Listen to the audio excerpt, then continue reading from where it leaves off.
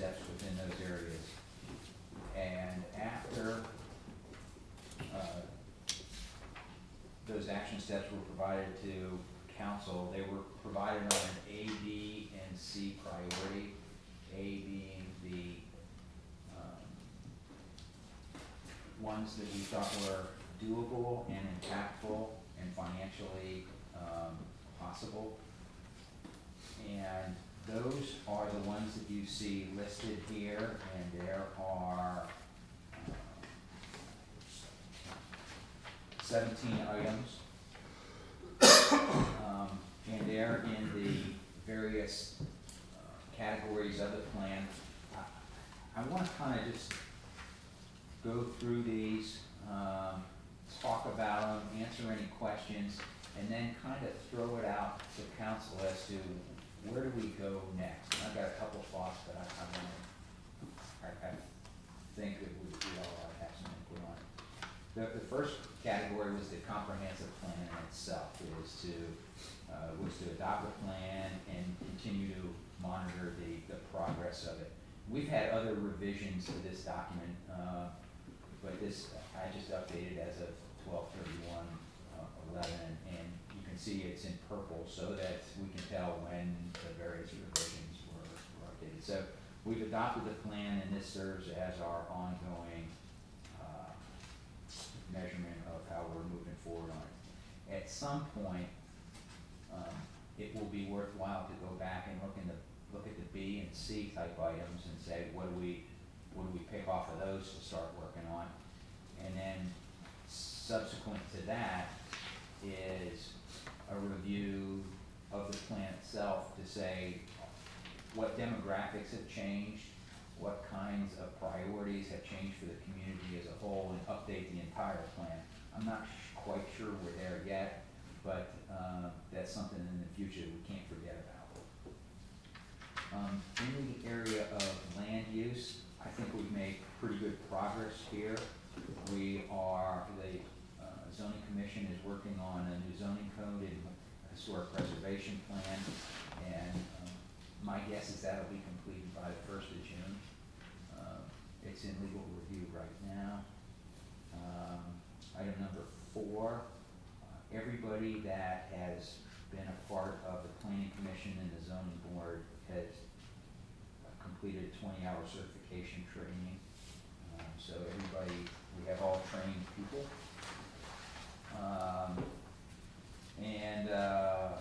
Item number 5, develop and adopt procedures manual for and bylaws for planning commission and zoning board. I know the planning commission has bylaws. I don't know if the zoning board does or not. They have. I think they do. Okay. All right. Okay, so we're done there. On zoning, seek and allocate funds for study of the zoning code and hire a consultant who's in fact completed that and are moving forward with the zoning revisions. Redevelopment and economic development, a village center master plan. Obviously, we took a pretty good run at changing the ownership of the shopping center and looking at rehab or new construction or whatever it is. That's going to be an ongoing challenge for us. We had some short-term priorities or solutions for the shopping center, as long as it's in its current ownership structure. Some things maybe that could be done, like fixing potholes, pavement marking, pedestrian and or cycling crossing signs, bike racks, cross marketing, recreation commission programs with services, and you can see the action steps there. There hasn't been a lot of updated things for this heading, but I think we're getting ready to jump into it pretty full force. Open spaces, recreation and community services. Since the time we started the comprehensive plan, we created the skate park. We're looking at concessions as an option for the golf course, the pool. We also created a playground equipment at Palm Park. Yep. For now. And the other thing is expanding into the pocket parks. We're going to do one a year.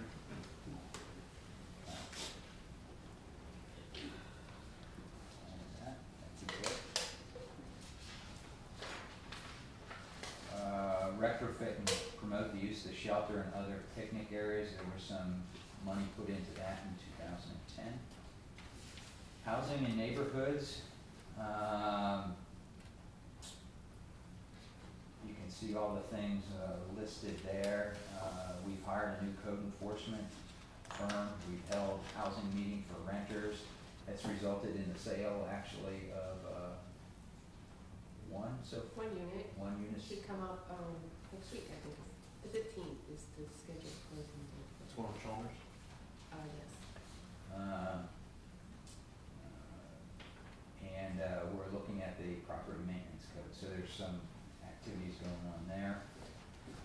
Schools and education, this is in my opinion, this is a difficult category because we don't control it, we more influence than we do control.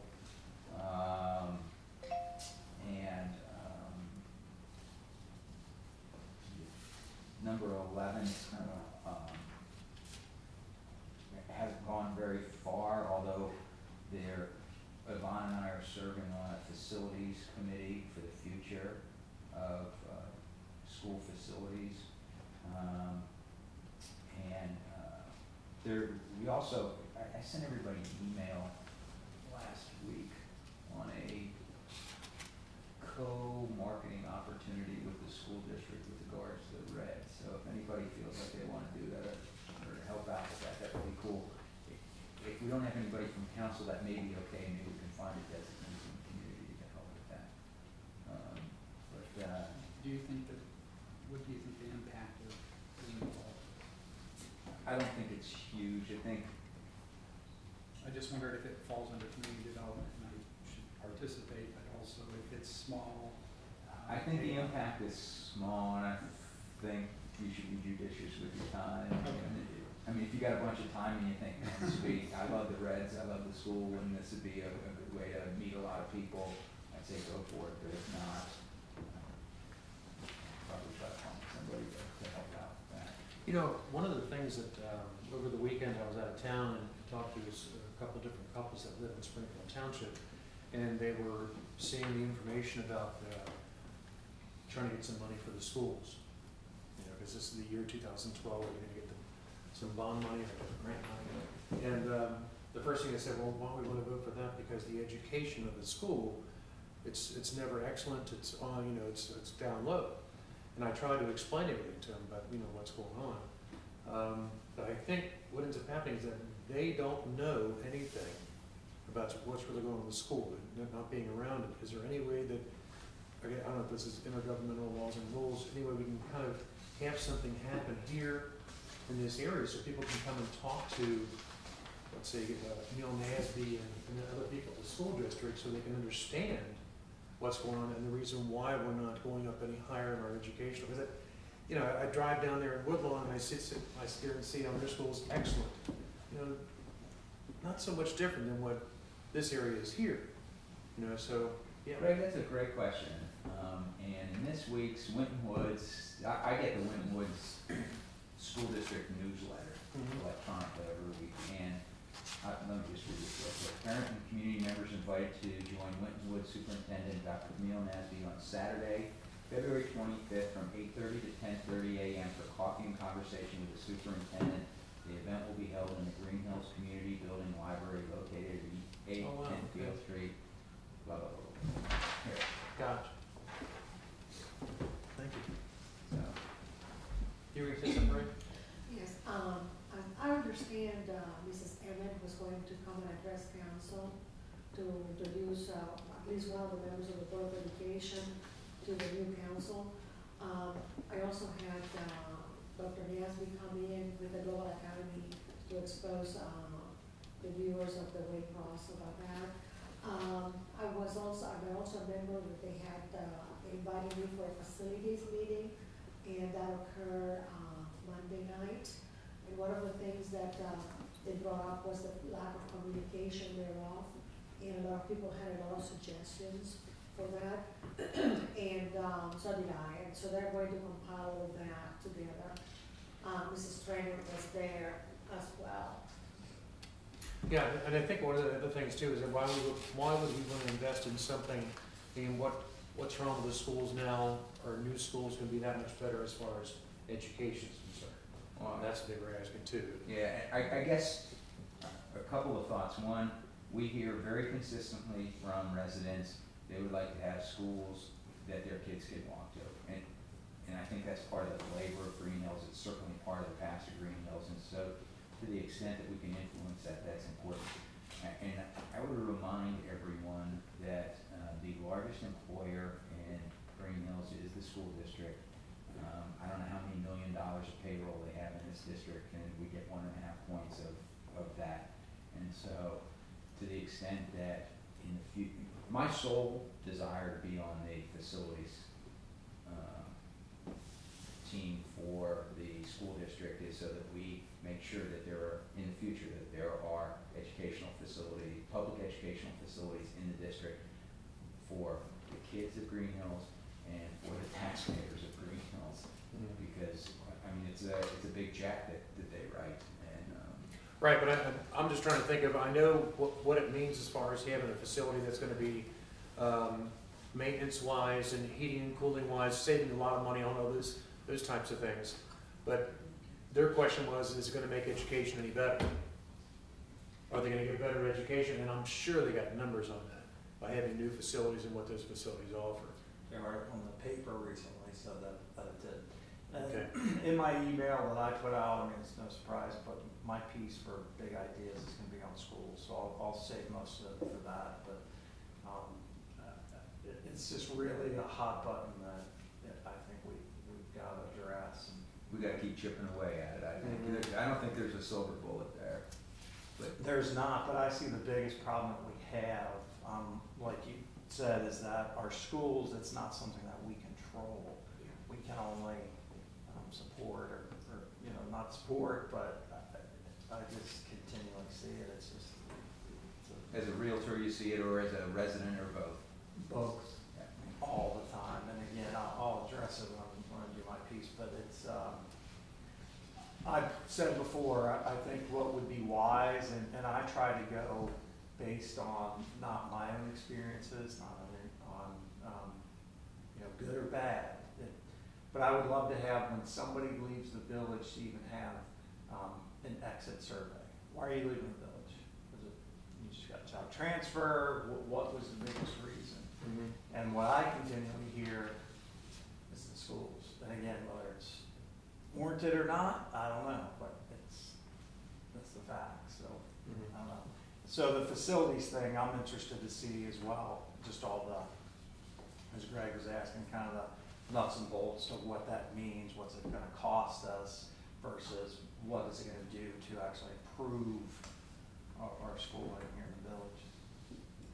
Yeah, because I knew the school situation when I first heard about it, when transferring in and out, always, there's no consistency with the kids starting from the very beginning going all the way through. So that makes your grading system go down or fluctuate a lot. So it's hard to be consistent to get up there where it's in that excellent range or continuous improvement and that kind of thing. We're not gonna solve the problems No, of I know. schools here today, and if we beat this horse long enough, as regards to comprehensive plan.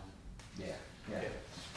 Look, can I just say? Sure. One last thing, and I don't really want to get into this, because you all know how I feel about it. But, one thing, the question has never been answered, you know, I think a lot of things, either by inference or by direct statement that I've heard, is that a lot of it has to do with demographics. I mean, Camille even kind of laterally made that statement that, you know, you're a product of your demographics to a large degree.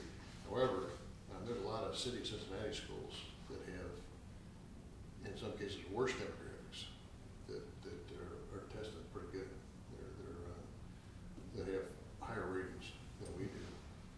So that, you know, if somebody, you know, I would think if I were involved in the school system, I'd dig into that. Like, why are they some of these other areas that have demographics equal to or worse than some of ours? How are they getting jobs done? So I think there's a solution, somewhere there's a solution to this. I don't know what it is. The last category is image. We no longer are engaged with a branding consultant. We have some internal efforts going on. Talked about the website. We're reviewing the property maintenance code, and we're doing some work towards National Historic Landmark designation. So those are that's where we're at on the comprehensive plan. Well, thank you for the update.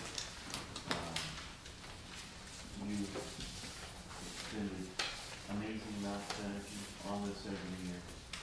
Appreciate you keeping us in our face, keeping us up to date on what's going on. I think it's time to take a short break, and then I believe it's the intent to adjourn to executive session. Is that right? Right on time. Yeah. There's, I got cookies. If you wanted cookies earlier, we are ready. How was the I think plan? I saw Greg actually eating chocolate chip cookies earlier.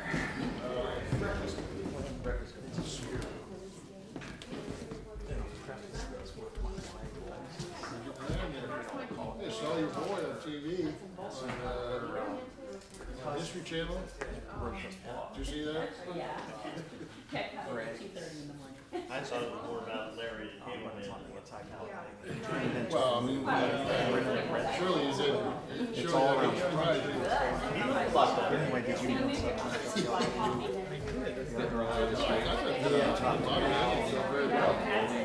I didn't hear it, but I heard.